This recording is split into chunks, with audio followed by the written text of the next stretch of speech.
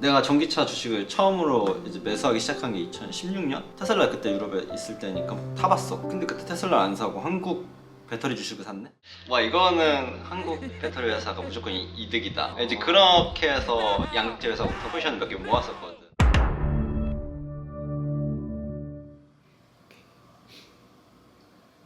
안녕하세요. 인사 다시 해. 인사 다시 해. 안녕하세요. 목소리 너무 작아. 크게 하라고. 옷 새로 사셨나봐요. 뭐 새로 샀지. 어떻게 알았게요? 응? 이제 어떻게 알았게요? 뭐 어떻게 알아? 처음 보는 거 아니야? 등 뒤에 택이 달려요. 지금 택 달려있다고? 씨. 아, 이거 막 환불하고 그러려고 한 거 아니고. 야, 내가 그런 거 알죠? 한 번 입고 한번 야, 알죠? 돈이 없냐? 그 정도 아니야. 맨날 똑같은 옷 입으니까 한 번씩 이렇게 또 쇼핑해줘야지. 뭐 협찬 받은 거 아니죠? 좀 왔으면 좋겠는데? 누가 나 옷 좀 계속 바꿔입게 해줬으면 좋겠는데? 매일 찍고 싶어도 맨날 똑같은 옷 입으니까 찍기 싫어. 오늘이 설 연휴 전 마지막 거래일이었죠. 오늘은 어떠셨어요? 오늘은 일단 특별한 거래는 없었고 떨어진 주식들은 조금 더 채우고 그런 정도지. 그래서 갖고 있는 포트폴리오만 이제 한번 관심을 가져주고 약간 난 이렇게 닦아주듯이 관심으로 이렇게 개주는 거지. 뭐 이슈 없나 그럼 한 번씩 보고 그냥 보고서들 한 번씩 읽고. 주로 그런 정보들은 어디서 주로 얻으세요? 뭐 엄청 다양하지 않을까? 뉴스 매체도 있고 애널리스트들 리포트도 있고. 그런 거를 항상 어딜 가나 틀어놓고 보고 그렇게 하세요? 그렇진 않은 것 같아. 그러면 특정 시간대에 딱 집중적으로 보고 그 이후에는 조금 안 보고? 보통 자기 전에 한번 보고 일어나서 한번 보고 그리고 장중에 한번 보고 그 세 사이클 정도? 그래서 옛날엔 그 세 개의 사이클이 조금 시간이 걸렸는데 이제는 오래돼가지고 세 개 다 합쳐서 2시간이 안 걸릴 것 같은데. 그럼 주로 물론 다양하게 정보를 얻겠지만 주로 제일 먼저 찾아보는 것들이 있을 거 아니에요? 동토방.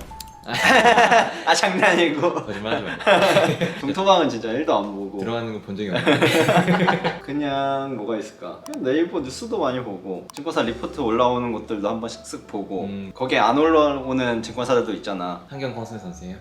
근데 네. 대형사들 같은 데는 거기다 안 올린단 말이야. 그래가지고 직접 내가 거기에 계좌를 열어서 그 회사 리서치 자료도 같이 보고 그 정도? 딱히 남들과 뭐 다른 걸 본다거나 그런 거 없는 것 같아. 뭐 옛날에 가짜 트레이더 그거 찍을 때도 봤듯이 그냥 핀비즈 막 이런 거 보고 그 정도? 그리고 과학 유튜버 이런 사람들 거 재밌는 것 같아.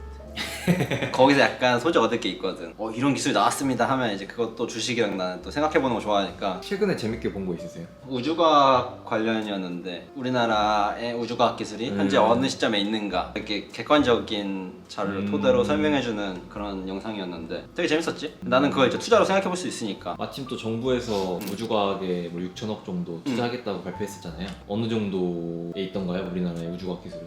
진짜 거의 땅끝에 있더라고.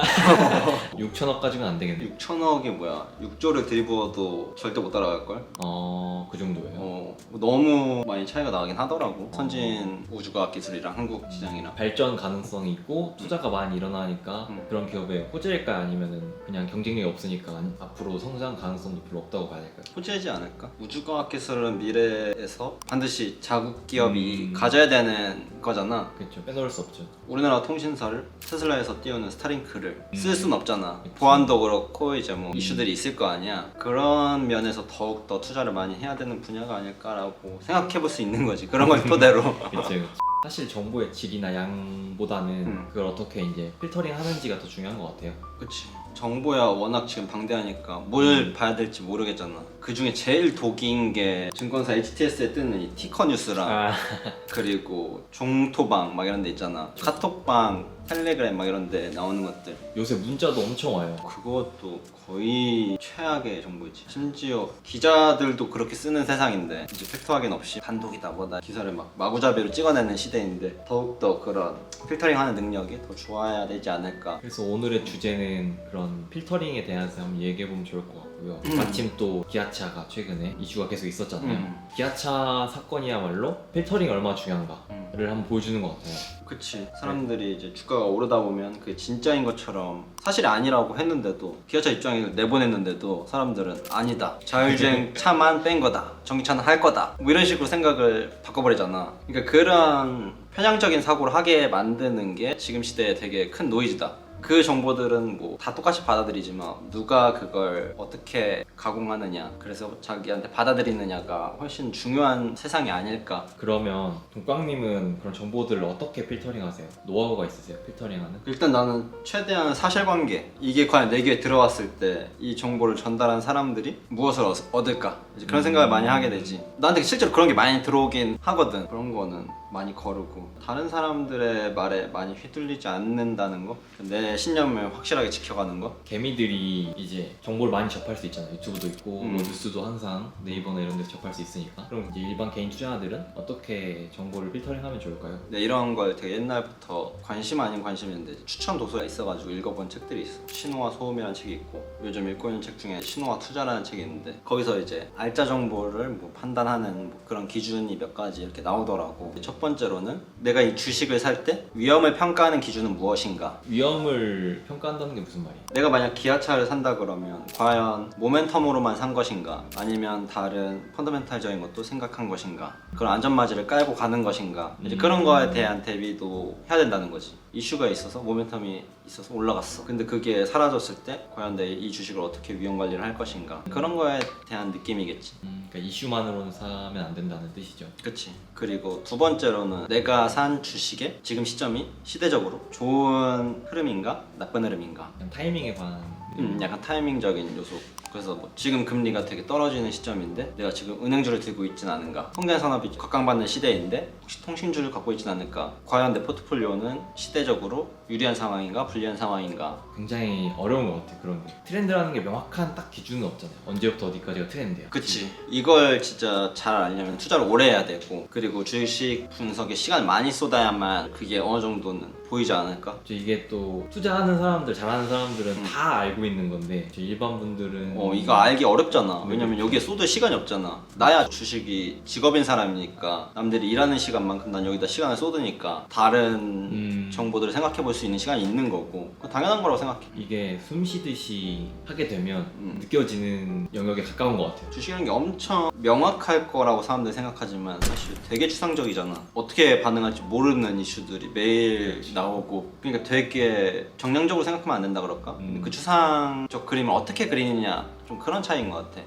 이걸 과학적으로는 좀 복잡계라고 하더라고요. 맞지. 규칙을 딱 정할 수 없고. 그래서 알고리즘이 가장 들어가기 힘들어하는 분야이기도 한 거지. 심지어 그 많은 사람들이 다니는 자동차, 자율주행도 알고리즘으로 가능하지만 이 세계에서는 알고리즘이 안 먹히잖아. 사실상 알고리즘이 가장 완벽하게 있으려면 주식 투자에도 돼야 된다는 생각인데, 그래서 막 시장에 돌아다니는 막 로보 어드바이저, 돈 벌어져다 주는 뭐 알고리즘 이런 거 있잖아. 절대 수익을 보장할 수 없죠.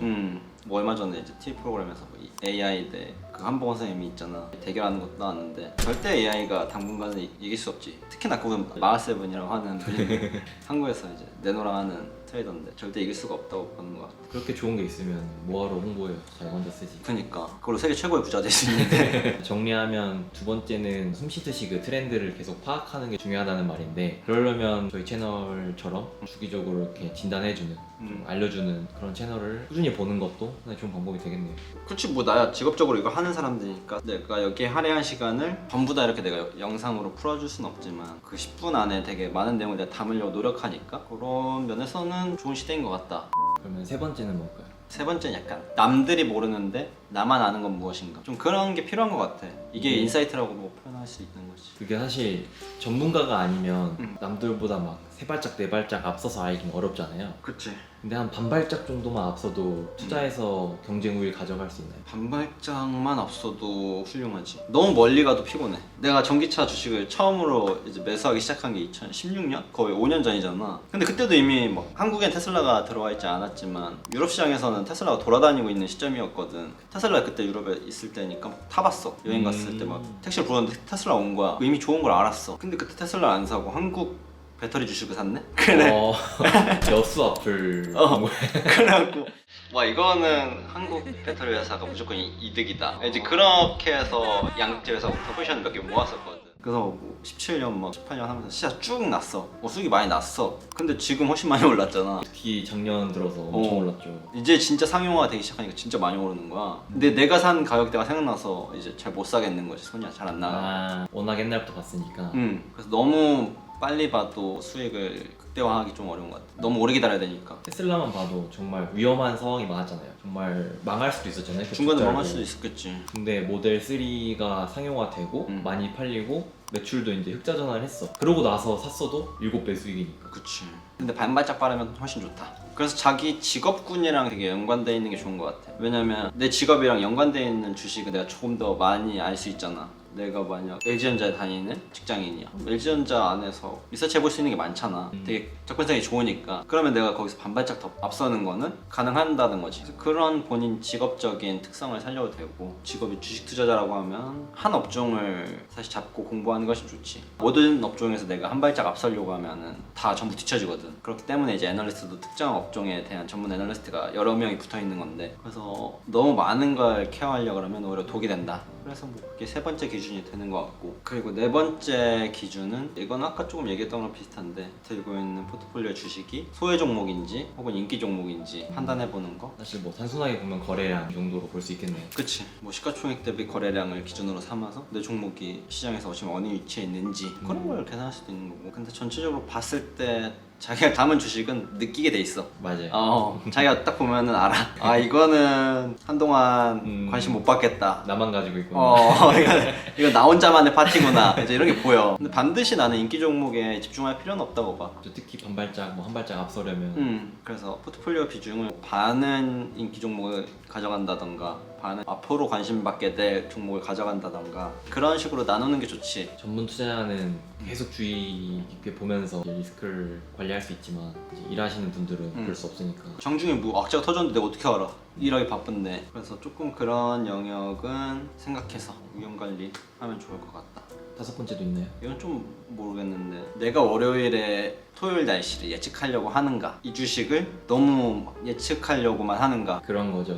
다음 주 화요일 날씨 자체는 알기 어렵지만 전체를 크게 보면 계절 정도는 당연히 맞출 수 있는 것처럼 그치. 너무 작게 좁혀 생각하지 말라는 거죠. 맞아. 이 주식을 반드시 예측해야 돼 라기보다는 난 이 주식이 마음에 들어, 이 주식을 사야만 하는 이유가 이렇게 명확하다, 이런 게 있어야 좋은 것 같아. 약간 크게 보고 길게 보라는 말이죠. 차트 보다가 한 3일 뒤에 내일 당장 오를지 말지 이거 사실 알 수 없잖아요. 최악이지. 내가 옛날에 그거에 빠져서 진짜 많이 시간을 날렸는데, 차트에 막 지지선 막 이런 거 저항선은 그릴 수 있지. 근데 전날엔 양봉이 나왔고 오늘은 음봉이 나왔고 내일은 양봉이 나올 거다, 뭐 이런 식의 추론들 있잖아. 검증되지 않은 전설의 양음형. 구음봉 거래법보다 혁신적이야. 구음봉이 나온 다음 반드시 양봉이 나올 거다. 그런 식의 추론은 조금 피해야 되지 않는가. 지금 정보가 너무 방대한 시대지만 몇 가지의 기준만 가지고도 굉장히 합리적인 종목들을 선택할 수 있고 거래할 수 있지 않나, 그런 생각이 드는 것 같아. 오늘은 설 연휴 앞두고, 원래 연휴 앞두면은 약간 주가가 심심하잖아요. 그치. 오늘 막 시장 이슈도 없고 딱히 재밌는 것도 없는 것 같아. 뭐 화학주 정도가 조금 많이 올라주고. 연휴 앞두고 기아의 서사를 저희 3부작 정도 나왔나? 그 3부작의 마무리를 이 교훈으로 장식하고자 이런 콘텐츠 준비했습니다. 오늘 또 좋은 얘기 해주셔서 감사합니다. 네, 그러면 여러분들 연휴 동안 재밌게 보내시고요. 주식 공부하시는 분들은 이제 더 많은 자료들을 한 번씩 보시고, 또 모처럼 찾아온 연휴니까 푹 쉬시는 것도 중요하다고 생각을 해요. 주식을 직업으로 하시는 분들도 뭐 이번 주만큼은 조금 쉬면서 보낼 수 있지 않나. 저도 그렇고. 근데 유튜브를 해서 좀 잘 못 쉬는 것 같아요. 옛날에는 그냥 쭉 쉬었는데 요즘은 유튜브를 하고 나서 조금 삶의 질이 떨어진 건 아닌가, 그런 제가 생각이 불쑥불쑥 찾아오죠. 조금 그런 면이 있는 것 같아요. 그래서 저도 연휴 동안 여러분들이 재밌어할 만한 컨텐츠를 조금 생각해보고 재밌는 일이 있으면 찍어서 여러분들한테 보여드리도록 하겠습니다. 그러면 저는 또 다음 영상에서 뵐게요. 안녕.